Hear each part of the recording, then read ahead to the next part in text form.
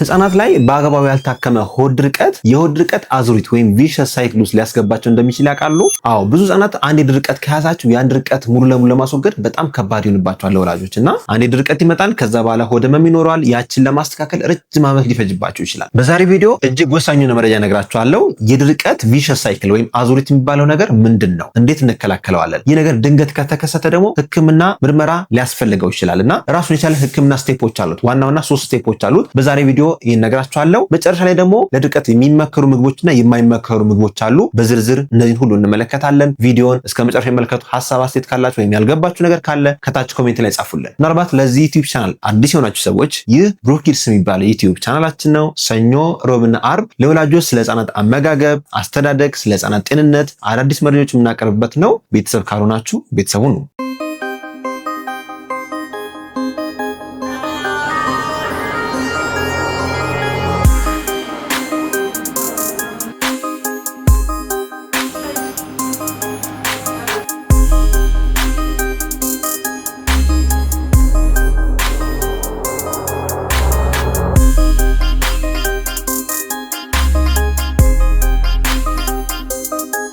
የህፃናት የሆድ ድርቀት ቪሸስ ሳይክል እንዴት ሊከሰት እንደሚችል በዝርዝር ልንገራችሁ። በመጀመሪያ አንድ ህፃን በህመም ወይም በሌላ ምክንያት ለተወሰነ ጊዜ ምግብ ፍላጎቱ ከቀነሰ ወይም ምግብ ካልበላ ደረቅ ያለ ካካ ይኖረዋል። ያ ደረቅ ያለ ካካ ደግሞ ረጅም ጊዜ ሆድ ውስጥ ከቆየ ውሃ ይመጠጥበታል። ውሃው በደንብ ሲመጠጥ የቀረው ሰገራ ፓርት ምን ይሆናል? በጣም ደረቅና ሲወጣ በጣም ህመም ሊፈጥር ይችላል። ስለዚህ ልክ ካካ ሲል ህመሙ በጣም ሲግኒፊካንት ይሆናል። ስለዚህ ያ ልጅ ያንን ሜሞሪ ቁጭ ያደርጋል ወይም ያስታውሳል። ስለዚህ ካካ ማለት ሁልጊዜ ህመም ያመጣል ወደሚለው አሰምሽን ይሄዳል ማለት ነው። ይህ ሜሞሪ ደግሞ የሚያስታውሰው ሁልጊዜ ምንድነው? ህመሙን ነው። ካካ ማለት ህመም ያመጣል። ስለዚህ ምን ያደርጋል ልጁ? ስቱል ዊዝ ሆልዲንግ ቢሄቪየር፣ ያ ማለት ካካ ሲመጣ የመያዝ ባህሪ፣ የማስቀረት ባህሪ፣ የመቆጣጠር ባህሪ ያመጣል። ልጁ የሚመስለው ሰገራ በቃ ስለተቆጣጠርኩት ወይም እዛ ስላስቀሩት ህመሙን አስቀረዋል ብሎ ሊያስብ ይችላል። ህፃናት ገና አይምሯቸው ስላልዳበረ ማለት ነው። በተለይ 1 ዓመት፣ 2 ዓመት፣ 3 ዓመት ያሉ ህፃናት ይሄ ነገር በጣም ያጋጥማቸዋል። ይህ ስቱል ሪቴንሽን ወይም ሰገራ እንዳይወጣ ሲያደርጉ ደግሞ የባሰ ምን ያመጣል? ሰገራው የበለጠ እንዲደርቅ የበለጠ ትልቅ እንዲሆን ሊያደርገው ይችላል። ስለዚህ ያ ተጠራቅሞ አንድ ቀን ከወጣ ያ ምስቲል ከፍተኛ ህመም ያመጣል። ስለዚህ ልጁ አሁንም ይፈራል፣ አሁንም ይቆጣጠረዋል፣ ሲቆጣጠረው አሁንም ይደርቅበታል። ይህ ደግሞ በረጅም ጊዜ ሂደት ልጁ ካካ ማለት ህመም ነው፣ ካካ ማለት አልፈልግም ወደሚል አሰምሽን ይሄዳል። ይህ ከፍተኛ የሆነ አደጋ አለው። ይህ አዙሪት ነው። አንዱን እየተመጋገበ መጀመሪያ ድርቀት አለ፣ ድርቀት ሰገራን ያደርቅበታል። ከዛ በተጨማሪ ደግሞ ልጁ ህመም ይኖረዋል። ህመሙ ሲያስብ ደግሞ ካካ አይልም። ያ ደግሞ አዙሪት ውስጥ ይቀጥላል ማለት ነው። ይህ አዙሪት ወይም ቪሸስ ሳይክል አንድ ቦታ ካልቆመ ለልጁ ጤንነት አደጋ አለው። በነገራችን ላይ አንድ ማስተዋል ያለባችሁ ነገር ማንኛውም ሰው ካካ ለማሳለፍ ሰውነታቸው ሪላክስ ማድረግ አለበት። በተለይ ደግሞ ፓልቪክ ፍሎር አናል ስፊንክተር የሚባሉ 2 ጡንቻዎች አሉና እነዚህ ጡንቻዎች የሰገራችን ማለፊያ ግድግዳዎች ናቸው። ያ ማለት እንደ ፍሎር ወይም እንደ ማቀፍ ያሉ ነገሮች ናቸው። እነዚህ ጡንቻዎች በህመም ወይም ደግሞ በጭንቀት ምክንያት ኩምትር የሚሉ ከሆነ ሰገራ ማሳለፍ ህፃናት አይችሉም። ሰውነታቸው ሪላክስ እንዲያደርግ ደግሞ ልጆቹ መዝናናት አለባቸው። ልጆቹ በደንብ ደስተኛ መሆን አለባቸው። አለበለዚያ ኢቭን ፖፖ ስታስለምዱ ራሱ የምታስጨንቋቸው ከሆነ ያ ፓልቪክ ፍሎር እና አናል ስፊንክተር የሚባሉ ጡንቻዎች በምስሉ ላይ የምትመለከቷቸው እነዚህ ይኮማተራሉ። እነዚህ ተኮማተሩ ማለት ሰገራ በቀላሉ አያልፍም። ስለዚህ ህፃናት በዛ ፍርሃት ውስጥ በዛ ጭንቀት ውስጥ ካሉ ካካዬ ያመኛል፣ ካካ ስል ያመኛል የሚል ጭንቀት ውስጥ አንዴ ከያዛቸው ካካ ለማለት በጣም ይቸገራሉ። ይህ ደግሞ ሆዳቸውን ይነፋል፣ የምግብ ፍላጎታቸውን ይቀንሳል፣ ሰውነታቸው እየቀጨጨ ሊሄድ ይችላል። ስለዚህ ህፃናት እንደዚህ አይነት አዙሪት ውስጥ እንዳይገቡ ምን ማድረግ አለብን?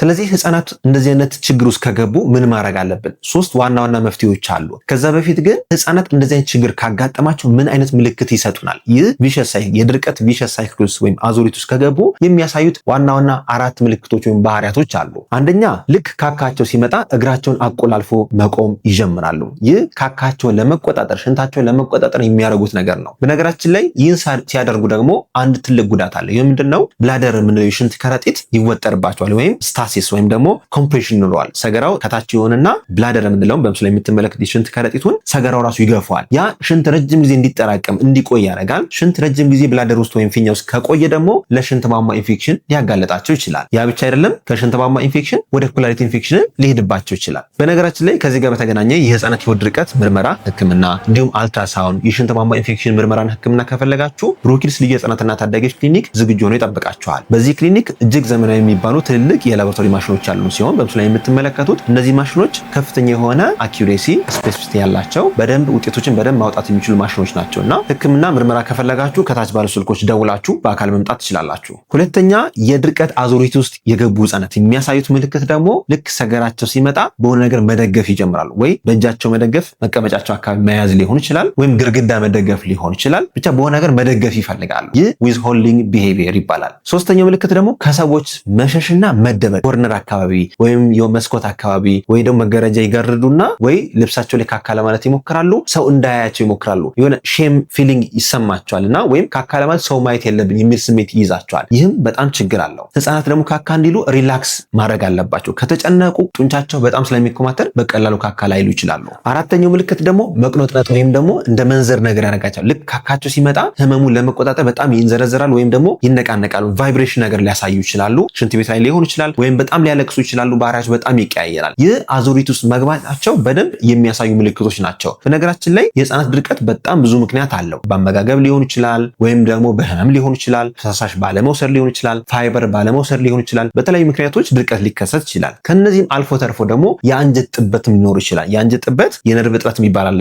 ሪች-ስፕሪንግስ ዲዚዝ የሚባል በምስሉ ላይ የምትመለከቱት ኤችኤስዲ የሚባለው ኬዝ፣ ይህ የተወሰነ የአንጀት ክፍል ላይ የነርቭ እጥረት ካለ እሱም በራሱ ሆድ ድርቀት የሚመስል ምልክት ሊያሳይ ይችላል። ካካ ለማለትም ላይችሉ ይችላሉ። በዛ ምክንያት ህፃናት በጣም ይጨነቃሉ፣ ሆዳቸው በጣም ይነፋል፣ ሆድ ህመም ይይዛቸዋል፣ በአግባቡም ኪሎቸው ላይ ጨምር ይችላል። ስለዚህ ይሄ መጀመሪያ አልትራሳውንድ ያስፈልገዋል። ከዛ ቀጥሎ ደግሞ ሌሎች ምርመሮች ቼክ የሚደረጉ አሉ። እነዚህ ሁሉ ህክምና ምርመራ የሚፈልጉ ነገሮች ናቸው። ስለዚህ አሁን ወደ መፍትሄው እንግባ። መፍትሄው ምንድን ነው? የመጀመሪያው ከዚህ አዙሪት ውስጥ ለማስወጣት የመጀመሪያው ስቴፕ የተጠራቀመው የሰገራ ክፍል ሙሉ ለሙሉ ሙልጭ አድርጎ ማስወገድ። ይህ ለማድረግ የአንጀት እጥበት ሊያስፈልግ ይችላል፣ ወይም መድኃኒት ሊያስፈልግ ይችላል፣ ወይም ሌላ ህክምና ሊያስፈልገው ይችላል። የአንጀት እጥበት ወይም ክሊንሲንግ ኢኒማ የሚባለው ነገር ህፃናት ምናልባት በጣም ብዙ የተጠራቀመ ሰገራ ካለ በአልትራሳውንድ በባሬም ኢኒማ በመሳሰሉት ቼክ ተደርጎ ከፍተኛ የሆነ የተጠራቀመ ነገር ካለ ወይ ስቱል ኢምፓክሽን ካላቸው ያንን ማስወገድ ያስፈልጋል። ያ ራሱን የቻለ ህክምና አለው። ሆስፒታሎች ላይ ወይም ክሊኒኮች ላይ በአካል ቀርባችሁ ይህንን የተጠራቀመ ሰገራ ማስወገድ ይኖርባቸዋል። እሱ ካልተወገደ መፍትሄ አታገኙ። ሁለተኛ ወሳኝ ነገር ደግሞ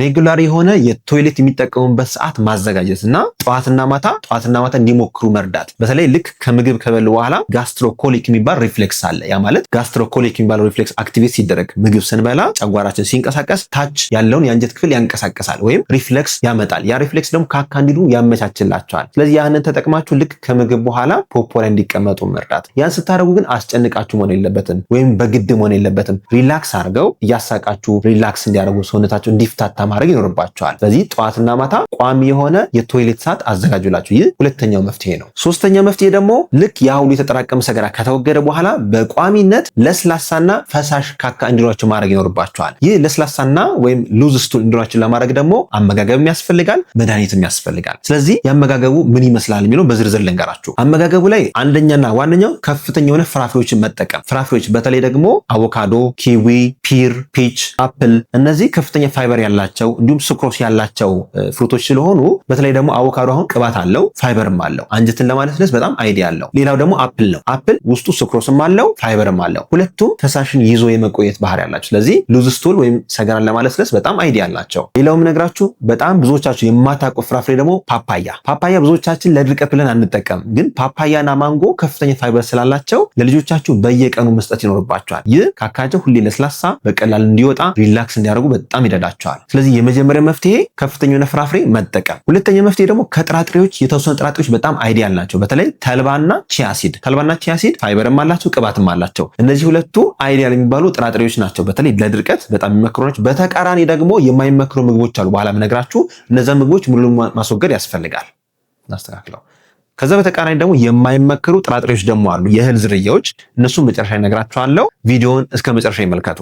ሶስተኛው የምግብ ዝርያ በጣም ለድርቀት የሚመከሩት ደግሞ ቬጂቴብልስ ወይም አትክልቶች፣ በተለይ ደግሞ ዱባ፣ ካሮት፣ ጎመን፣ ቆስጣ፣ ሰላጣ። እነዚህ ከፍተኛ ፋይበር ስላላቸው ውስጣቸው ውሃ ስለሚይዝ ካካችንን በደንብ ለስላሳ እንዲሆን በጣም ይረዳል። ስለዚህ እነዚህን አትክልቶች በየቀኑ እንዲጠቀሙ መርዳት ይኖርባቸዋል ማለት ነው። ሌላው ከቅባቶች ደግሞ የቅባት እህል ከሚባሉት ውስጥ አንደኛ ሰሊጥ ነው። ሁለተኛ ደግሞ አቮካዶ፣ አቮካዶ፣ ሶስተኛ ኦሊቭ ኦይል እንዲሁም ደግሞ የለውዝ ቅቤ። እነዚህ ቅባታማ ስለሆኑ ሰገራን የማለስለስ ባህሪ ያላቸው፣ ሰገራ እንዲለሰልስ ውሃ ይፈልጋል፣ ቅባት ይፈልጋል፣ ፋይበር ይፈልጋል። እነዚህ ሶስቱ ያላቸው ምግቦችን በተከታታይ የምትጠቀሙ ከሆነ ድርቀታቸውን ታስወግዳላችሁ ማለት ነው። ሌላው ያልነገርኳችሁ ብዙዎቻችሁ የማትጠቀሙት ፍራፍሬ ደግሞ ሐብሐብ ነው። ሐብሐብ በውስጡ ከፍተኛ ሹገር አለው ወይም ተፈጥሯዊ ፍሩክቶስ አለው። በተጨማሪ ፋይበር አለው፣ ውሃም አለው። ሶስቱም ንጥረ ነገሮች ያሟላል። ውሃ፣ ፈሳሽም፣ ፋይበርም። ቅባት ብዙ የለውም። ግን እነዚህ ሶስቱ ነገሮች ከተሟሉ ከፍተኛ ድርቀትን ማከም የሚችል ዘዴ ነው ማለት ነው። ስለዚህ ሐብሐብን በየቀኑ ለልጆቻችሁ እንድትሰጡ መክራቸዋለሁ። በተቃራኒ ደግሞ ማስወገድ ያለብን ምግቦች አሉ። በተለይ ድርቀት የሚያስከስቱ ድርቀትን የሚያባብሱ ምግቦች አሉና እነዚህ ምግቦች ውስጥ የትኞቹ ናቸው? አንደኛ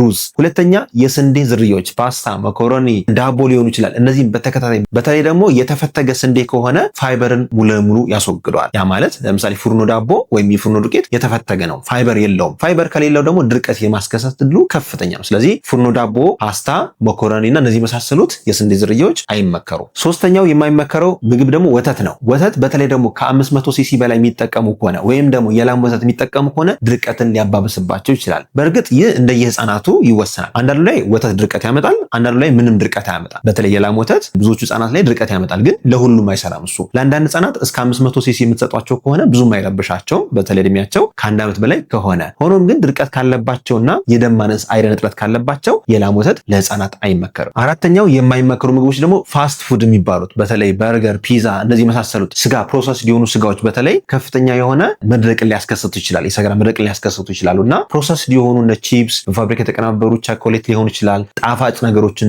የታሸጉ ጁሶች እነዚህ የመሳሰሉት በሙሉ ለህፃናት አይመከሩም። አጠቃላይ ጤንነታቸውም አይመከሩም እና ድርቀትም ሊያባብሱብን ይችላሉ። በመጨረሻም ስለ ሙዝ እናውራ። ሙዝ ለአንዳንድ ህፃናት ድርቀት ያመጣል፣ ለአንዳንድ ህፃናት ይስማማቸዋል። ስለዚህ እሱን አይታችሁ የምትወስኑት ነው። በተለይ የበሰለ ሙዝ ከሆነ ብዙ ጊዜ ድርቀት የማስከሰት እድሉ ዝቅተኛ ነው። ያልበሰለው ደረቅ ከሆነ ግን ድርቀትን ሊያስከስት ይችላል። ስለዚህ እንደ ልጆቻችሁ የአንጀት ባህሪ አይታችሁ መጠቀም ትችላላችሁ። ስለዚህ እንግዲህ እነዚህ ሶስቱ መፍትሄዎች ያ ማለት በመጀመሪያ ማስወገድ፣ የተጠራቀሙ ማስወገድ፣ ሁለተኛ ህክምና ምርመራ ማድረግ፣ ሶስተኛ እነዚህ ምግቦች በአግባቡ መስጠት። እነዚህ በአግባቡ ካደረጋችሁ በተጨማሪ ለልጆቻችሁ ደግሞ ቋሚ የሆነ ቶይሌት ትሬን ካደረጋችሁ፣ ቋሚ የሆነ የፖፖ ሰዓት የቶይሌት ሰዓት ካዘጋጃችሁ ልጆቻችሁ ከድርቀት ነፃ ይሆናሉ ማለት ነው። ከዚህ በተጨማሪ ደግሞ ውሃ ማስለመድ ይኖርባቸዋል። ገና ከ6 ወር ጀምሮ ህፃናት በቀን ውስጥ ከ60 እስከ 120 ኤምኤል መውሰድ አለባቸው። ያ ማለት ከ6 ወር እስከ 8 ወር ላሉ ህፃናት በአማካኝ ከ60 እስከ 120 ኤምኤል መውሰድ አለባቸው። እድሜያቸው ደግሞ 1 ዓመትና ከዛ በላይ ሲሆን በትንሹ ከ400 ሲሲ እስከ 800 ሲሲ ከተቻለ እስከ 1 ሊትር ድረስ እንዲወስዱ አበረታቷቸው። ያን ስታደርጉ